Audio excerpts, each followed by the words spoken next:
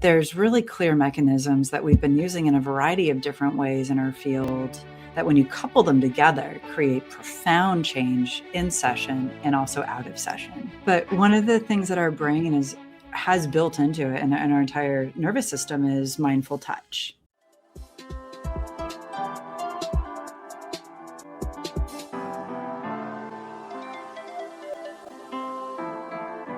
Today, I'm honored to be joined by Dr. Kay Truitt. She is an internationally recognized licensed clinical psychologist and as well as an applied neuroscientist.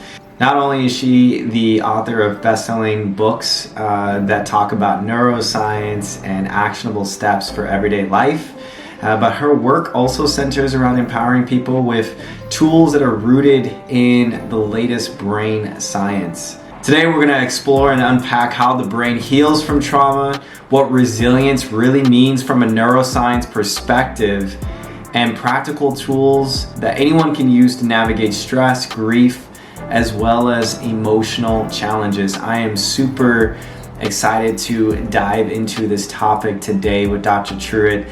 If you have not already, please like and share this video. You can always subscribe to the channel and become a member if you're wanting access to videos that we have not released yet. But without further ado, we will jump right into this interview. All right, it is so good to have this next guest here today, Dr. Truitt. Welcome to Phil's Guide to Society. Thank you so much for being here. I'm so appreciative of your time. How's it going? You know, today's a good day. And I don't say that lightly. It's been a wild many months for many of us on many levels. And today's a good day. I'm delighted that we finally got to make this happen. It's almost been a year in the making. And so again, my deepest gratitude to you. It finally came together, and I've been waiting for this. I'm so excited to have this conversation with you. So many different things that I want to talk about: resilience, neuroscience, psychology, trauma.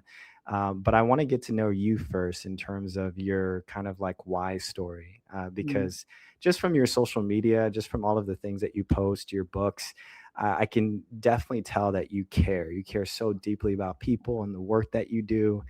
And I'm curious where that comes from. So do you mind just sharing us your why story? Like why is this important for you? Yeah. And, you know, I think for those of us who are called to this field specifically, there's the why story, and then there's the why that we wake up with every day. Sometimes it fades every week, every month. As choosing to go into this field, as I know you know, Phil, we do the really, really deep, amazing, powerful work of walking inside people's deepest troubles. Yeah. Their hardest secrets, their most vulnerable moments. And it's deeply honoring work. My original origin why was I grew up in the Midwest where there wasn't emotional language. There was very low awareness around psychological experiences. Like feelings were not a thing. And I was undiagnosed ADHD. I had depression. I struggled. Had a lot of trauma in my childhood that manifested in a variety of ways. And the way I learned to deal with it was I started working on crisis hotlines as a teenager, particularly suicidal hotlines are supporting suicidal teenagers. Wow. And I didn't know it at the time, but it was that in relationship to having a professor in AP psychology senior year that really shone the light on the fact that we are humans who have big, messy feelings. And how do we help those, particularly one of my passions is the under-resourced, the under-supported individuals to have what they need. And ever since then, it's just been a springboard of my life, taking me on a bunch of unexpected journeys at times of constantly meeting those requests to rise up and also identify how can I be a best support to the world at large, because our world is suffering. And yet our world also has a lot of beauty.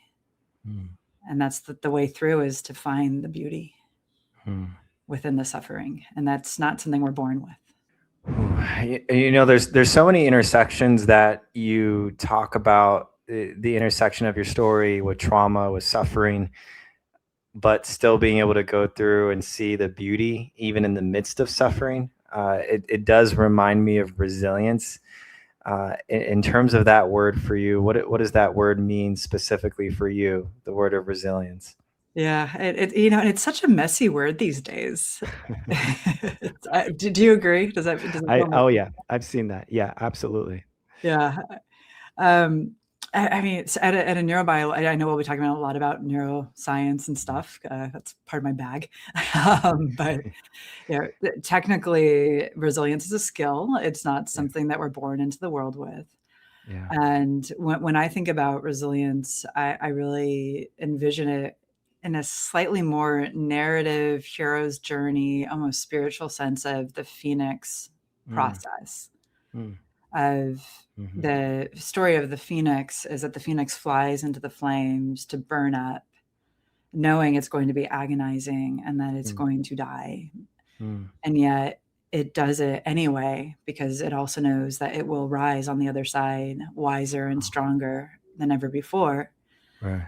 And the twist, the plot twist for us sweet little humans is that the fire sometimes just comes.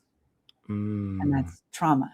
That's chronic stress. That's instability. That's systemic change that we don't have a voice in. Wow. And resilience is, how are we choosing to show up in all of those moments where the fire is just there? Yeah. And holding the light, and it's not a conscious light to hold. It's a limbic system. It's a neurobiological light within us, and strengthening that day by day to know that we can get to the other side, or collectively to know we have the people who can elevate us, that we can reach out to, who will help us get to the other side when we feel like our light is too dim. I think that that image is really powerful, because I think it shows us the example of not avoiding the pain.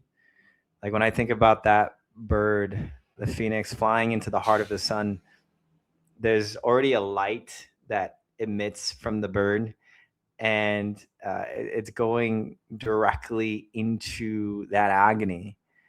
And it's not avoiding the fear, the agony, the suffering.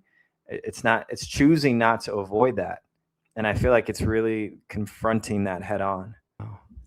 I'm so interested too to kind of learn a little bit about how you've intersected some of your backgrounds, like with the neuroscience. I saw you have an MBA in health administration, even clinical psychology. So there's so many different things that you're connected to, that I'm wondering how did it intersect for you in pursuing those paths? You mean aside from my kind of tongue-in-cheek joke of girls clearly got daddy issues? I need to earn my worth. The approval, right? Yeah, exactly. Yeah. But I mean, it's tongue-in-cheek, but it's not. I come from a long line of entrepreneurs, and I mean, all the way back, centuries of entrepreneurs. And so the business side for me was always the given. Okay. And the human side was not really an option growing up. And the decision to lean into the human side, the psyche, it originally actually started for me in rat labs. And that's where the neuroscience side came in. I was studying fear and learning paradigms in my early 20s in rat labs. Wow. They were very nice rat labs. We loved our rats. I got to help take care of them. They were adorable. Wow. And was this in undergrad? Yeah, this was an undergrad. Okay, nice.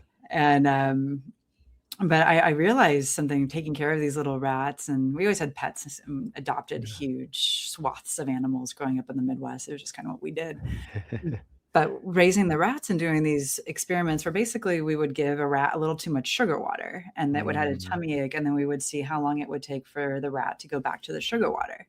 Yeah. And seeing how they would overcome their fear because they wanted sugar water, which in a different way is actually them wanting life, right? They wanted something that lit them up. Now, there's a lot of layers to addiction and everything in that, but it was really inspiring to me. And when I started I started undergrad in business.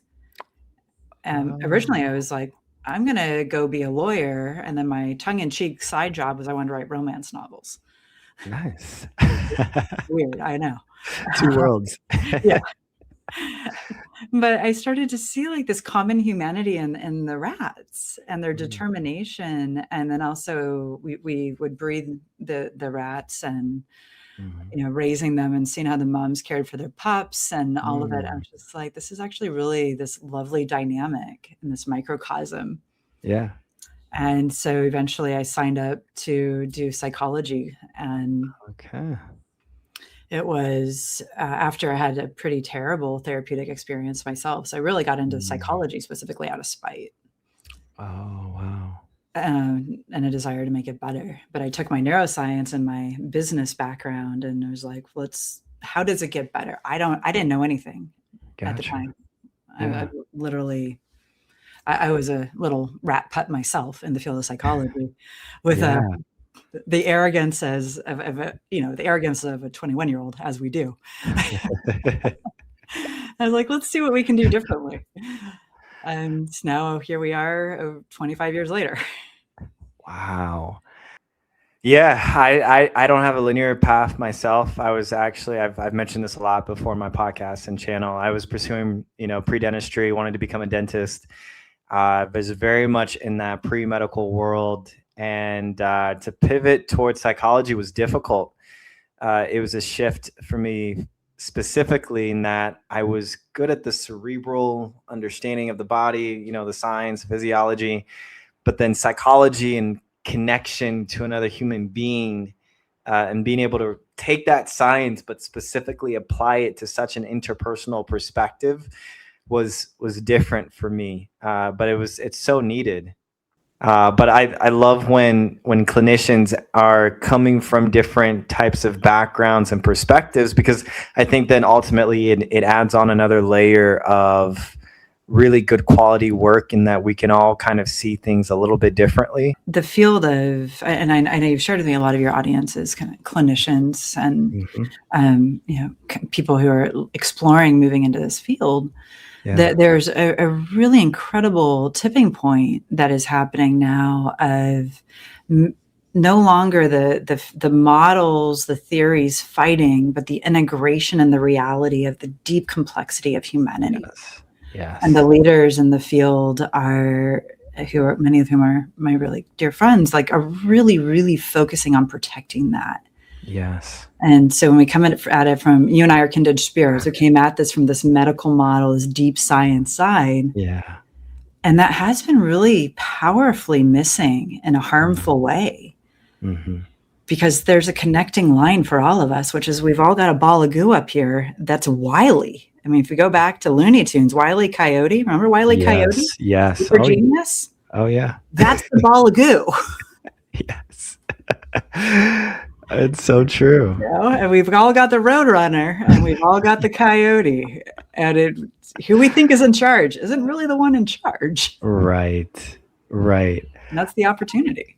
Oh gosh, I love that imagery, and so for you, I mean, even from the origin story of, the rat experiments that you were doing into transitioning for grad school and doing therapy sessions and things like that. How did you bridge those two worlds of neuroscience and therapy together? Oh, I'll be honest. Originally, I was very much like, tell me what to do. Do you have a worksheet? That's fair. Right? Give me a skill. Tell me the words to say. This is terrifying. It's so real. Yeah. And actually what that did is create the foundation of so much of the work that I do, which, in my books, it's applied neuroscience is what I do now. So I'm a clinical psychologist. I'm my doctorate, my PhD in psychology. I have a research foundation, so I'm still deeply embedded in the research side of things. And my own terror and fear, I also had very severe social phobia, which is just like a really bold ask going into psychotherapy. I was going to say, wow. Yeah. But, we just fly into the flames. Yes. But I realized that coming at it from the neuroscience point of view creates the really clear space for not just worksheets, but applied clinical action. Because our brains are very beautiful and complex, very diversified, and really incredible things. Oh yeah. And at the end of the day, if we're in fight, flight, freeze, the part of our brain running the show is older than the dinosaurs. Wow. And that means that there's really specific, clear, and effective interventions that we can do. And so my call to action became, how do we create those interventions and then research the heck out of them, make sure they work, and then bring them into the field. And that's where I have an amazing team here in Los Angeles. I have a clinic here, and then I also have a global training institute. That's what we do. Is we take the neuroscience and say, how do we use the neuroscience to help people's lives be better? And how do we use the neuroscience to enhance therapeutic efficacy? And it's all bolt-on. Whatever model somebody's been trained in, it's a bolt-on, because it's just, we're bringing the brain actively into session. I have so many students who reach out to me wanting to know what this field is like in terms of the clinical psychology field. And I think some of the best ways that I can explain it is that you really are a scientist and a clinician at the same time.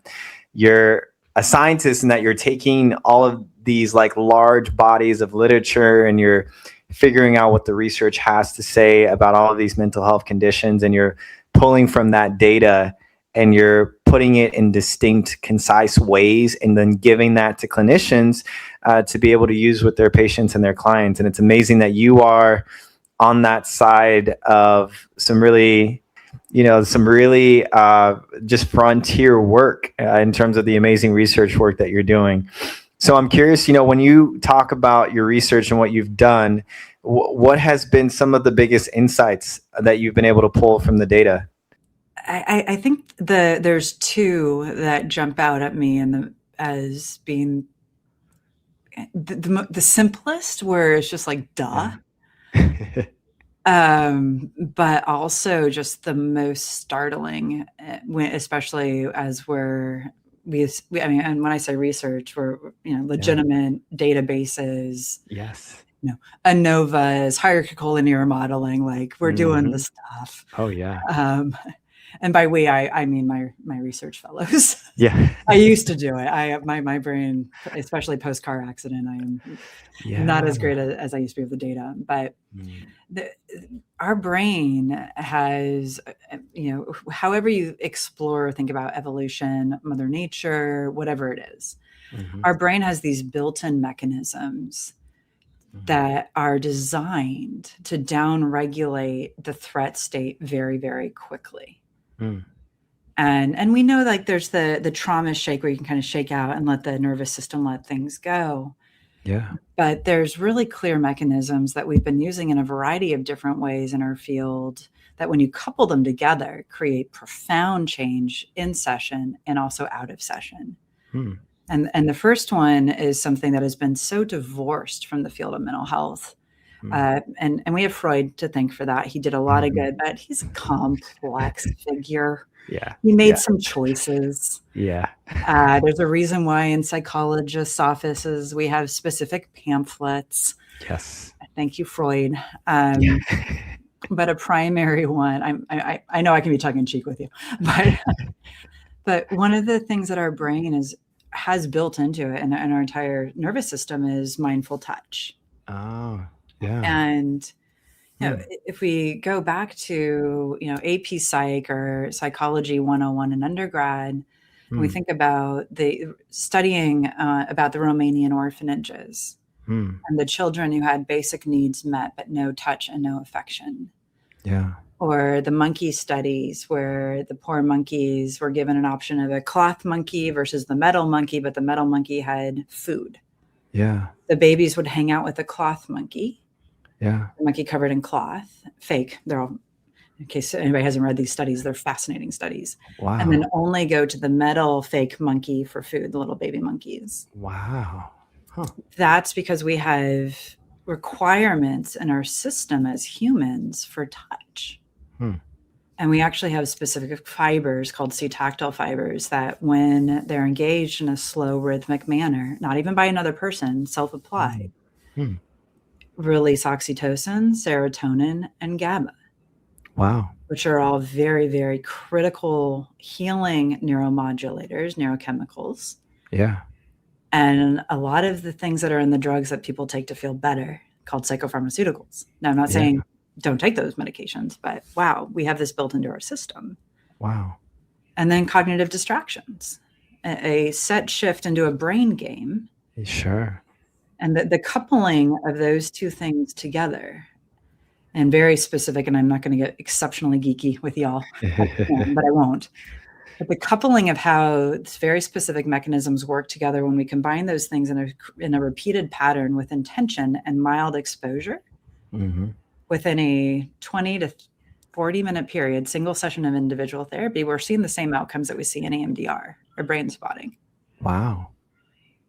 It's phenomenal.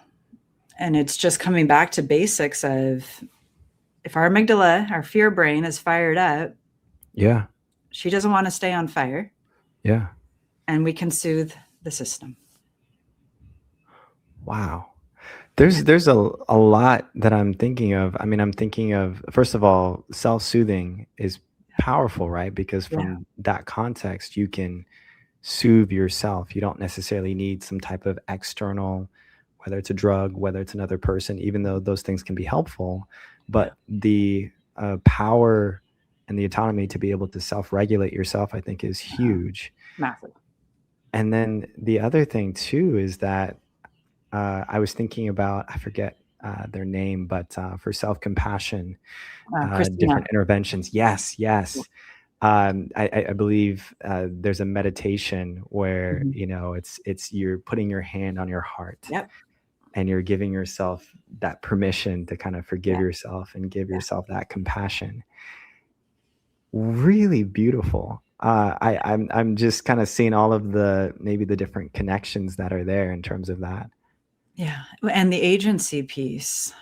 One of the things I've been researching going all the way back to the rat labs is like, what are the values that drive the amygdala? Which I know values are very prefrontal consideration, and our amygdala is very, very ancient and primal.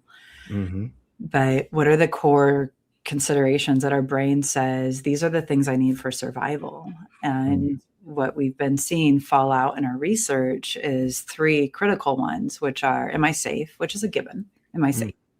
Yeah. Connection or belonging. Do I have connection to the people I care about? Will people show up and take care of me? Which is a huge part of resilience. Yeah. And then agency, which Phil is what you just tapped into. Knowing that we have the ability to make a choice and to create change in our world. Our brain is hardwired for that.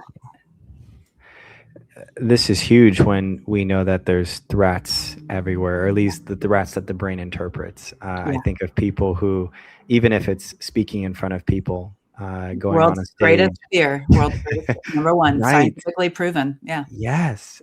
Even if it's that, or you turn on the news, you go on social media, and you see the social media situations that are happening where maybe you're not in threats like in person, but the body, I believe, is interpreting that threat, right? Our heart rate goes up. We feel anxious. We might get some intrusive thoughts, and so what an amazing way to just know that through somatic work, I guess, in that way, that we can self-soothe ourselves. I was reading another thing about, rocking back and forth.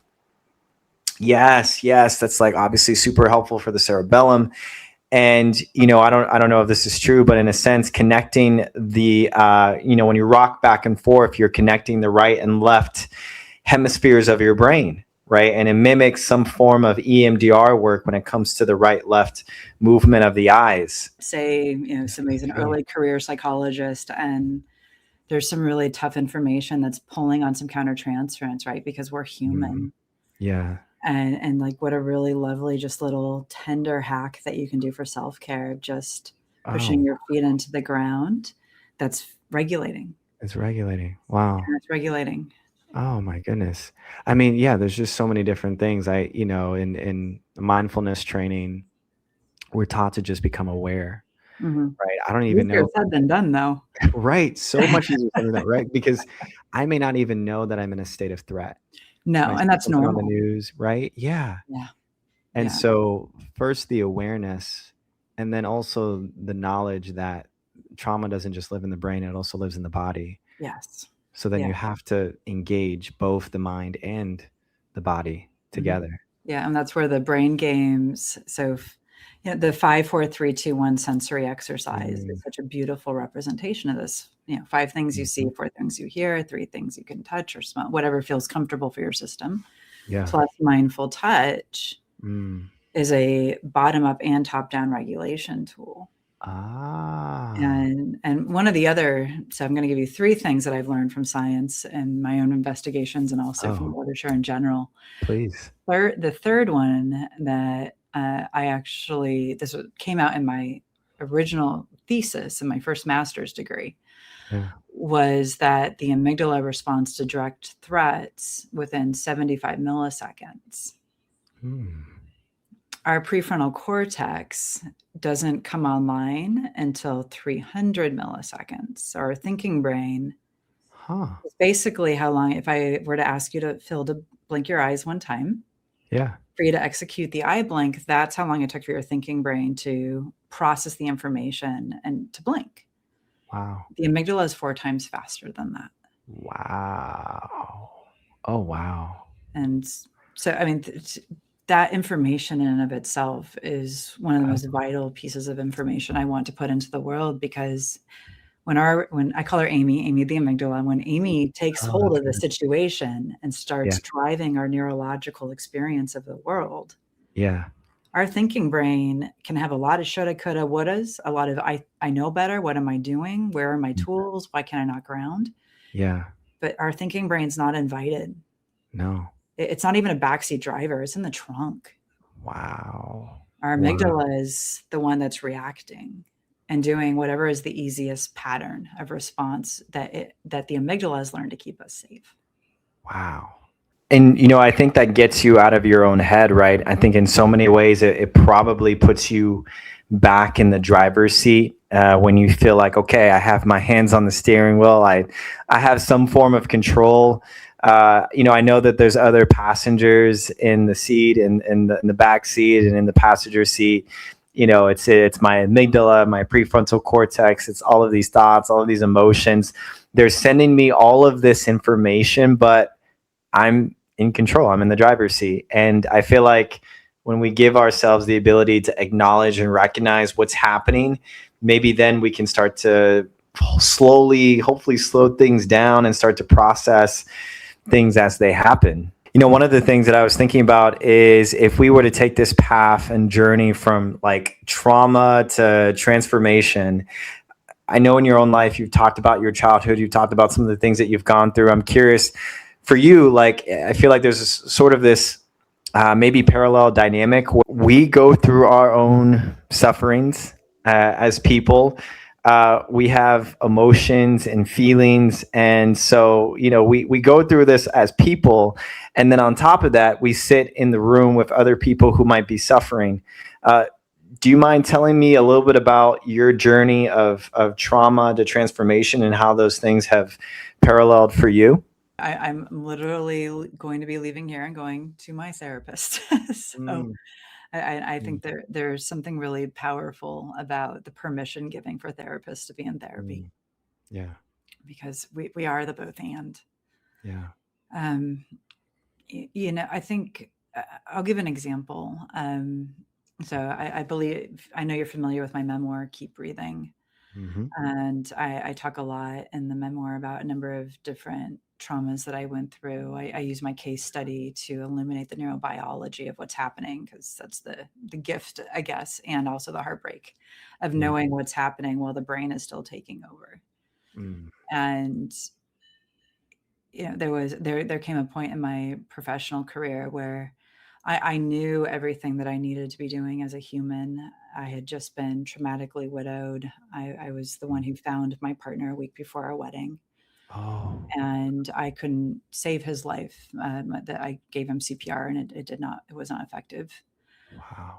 And I'd already been practicing and researching as a trauma expert for over going on 10 years at that point, and probably in the field in a variety of different ways for over 15. Wow. And luckily at that time I had some amazing supervisors and mentors who I knew would protect me and go through different case situations with me. Mm-hmm. No, but I got to a point where I was independent, and I actually had left the field because I didn't trust my brain, because my amygdala was so strong. Wow. And I recently, and so that was about 12, 15 years ago. I since did a lot of really incredible work, found amazing practitioners. Yeah. But I think the most powerful thing I did as a clinician in that moment from trauma transformation was giving myself permission to know that I just needed a break. And to the point of agency, I needed to find my way through rather than burning out on trying to save the world, rather than dealing with my own trauma.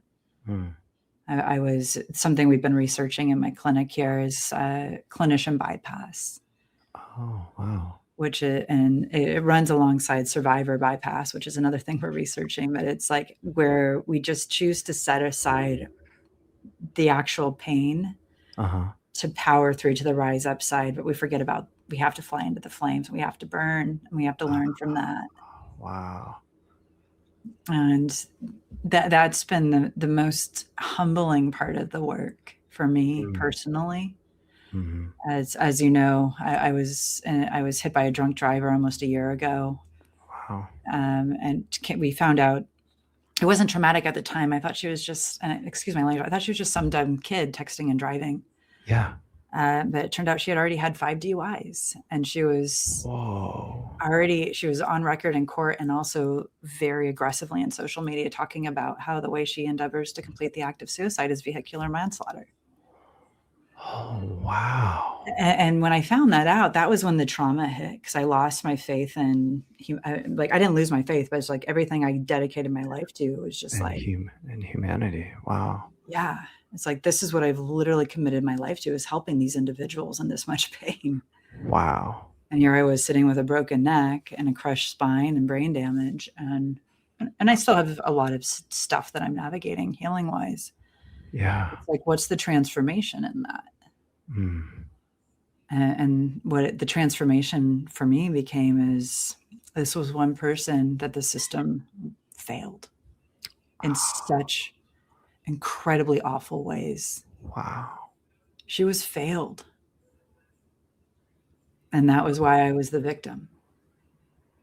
And it's okay to be a victim sometimes. I am a victim. Yeah. And that becomes the transformative space of, I am a victim. Yeah. I will never be who I was. But the goal isn't spite or anger about what this human chose to do. This human was in pain. The systems have failed this human across the course of her life, and failed her, and therefore failed me. Oh my goodness.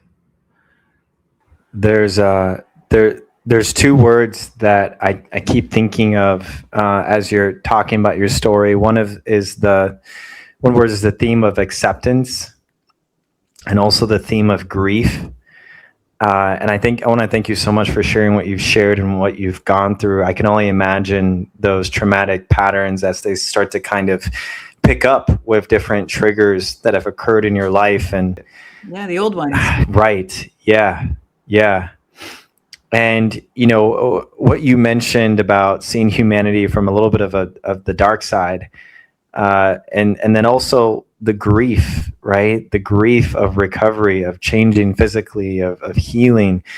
There's so many things that stick out to me in that, there's, is there anything that you would want to, I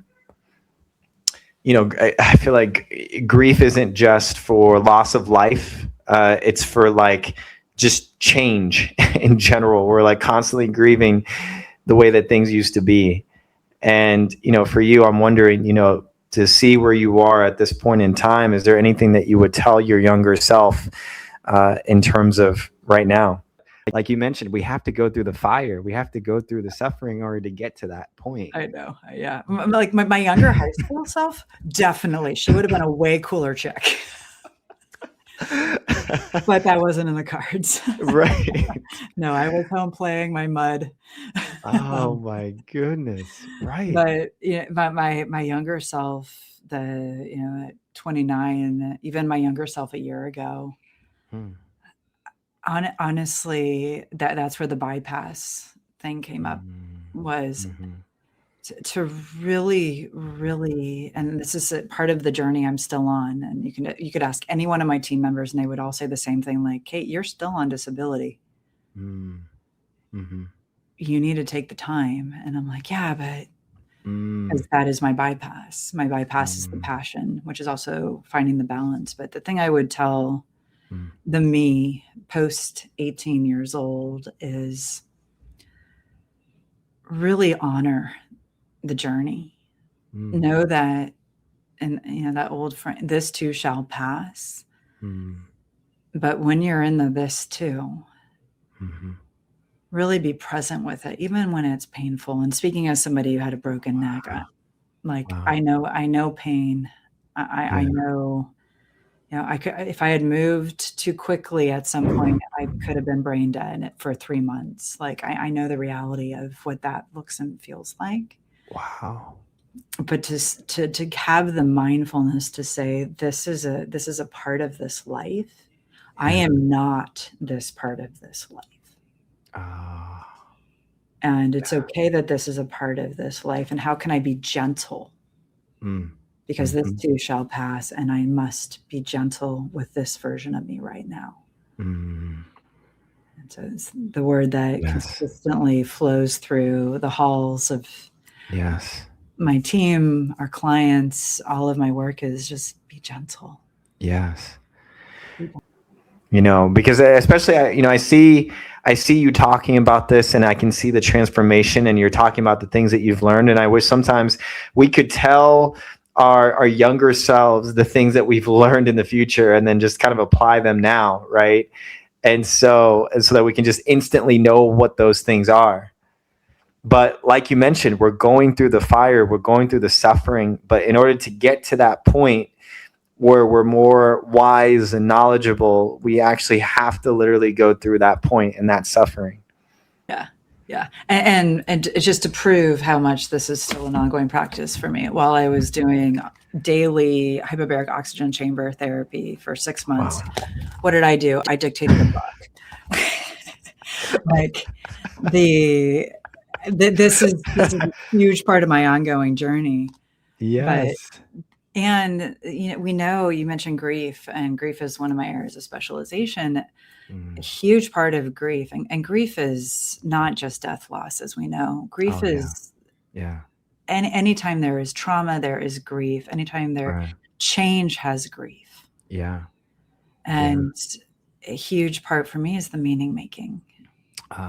Yes. And so the permission giving, and so the book I wrote is for addiction, mental health, and trauma therapists, based on everything that I was wrestling with on bed rest and unable to human for so many months. Wow. And it's free on Kindle. Yeah, we will definitely link down all of your amazing resources, your books, your social media outlets. I think there's a lot of resources that people can get into. As we were talking about grief, it reminded me of, again, change, and how, I think when I sit in the room with clients and patients, I see the different stages of grief all the time. Progress is not linear at all. Even if we're talking about things like depression, anxiety, or trauma, or even just changing little habits here and there, we are grieving the person that we used to be. And as we try and shift and try and become this new form, this better version of who we are, and whether it's more disciplined type of person, more loving, more forgiving, more kind, the mind and the brain is just so resistant to that. There's automatically going to be resistance because the brain is so used to just staying the same. The brain is 1 + 1 = 2. Mm-hmm. And the 2 that the brain, 1 is this thing happened, plus 1, this is the thing I did to survive, equals 2. 2 is I survived. Yes. And that's the pattern that the brain holds on to. That's our brain in a nutshell. Our brain is very expensive to run. And so therefore it loves the easy button. If you remember the Staples commercial, push the easy button, that is our brain. And that's the power and the opportunity really of where our field is going. And my mission and vision is, how do we bring neuroplasticity into the room with really, really purposeful intention? Oh, wow. And my second vision is, how do we give permission to therapists to also honor their humanity and know that they are human. It doesn't mean we, over disclose or be inappropriate, but it does mean that when we're off the clock and a friend calls us up and says, I need to unpack this with you, we're their friend, not their therapist. Exactly. And that's okay. I think in a world full of suffering all around us, I think there's just so many different types of suffering in the world right now. And I'm curious, when you think about all these resources, the books, the research that you've done, what do you hope to really give to the world in the context of everything that you've done? I hope I'm giving it. I mean, it's just, there's depending on which scientist you ask, there's a 13 to 17 year lag between what is happening in the ivory towers of research and in what is happening in the clinical room. Wow. And that my deepest desire, I have two. My first one is to break through that. It's called the translational lag. And the way I do that is, as you described, I am shareware. My job is to take my privilege, my education, what I have been given, and to turn it around. And my MBA is through the School of Public Health. It's in healthcare administration. My MBA is focused on how do we make communities better. And so if whatever I learn, and I find a way to make it applicable and accessible so that people are healthier, happier, at best, more regulated, steadier humans, that's my job. Wow. And the second piece of it is that, therapy is a privilege, but mental health is a human right. And so how do we as a collective community of therapists really come together to work not just in our rooms, but to bring the work into our own mind and body, to embody that, and then as we're able, and sometimes we're just not able, but as able, to gift that back into the world. Not to the phone call from a friend who's in a crisis situation because they're doom texting somebody. Been there. Been on both sides of that equation.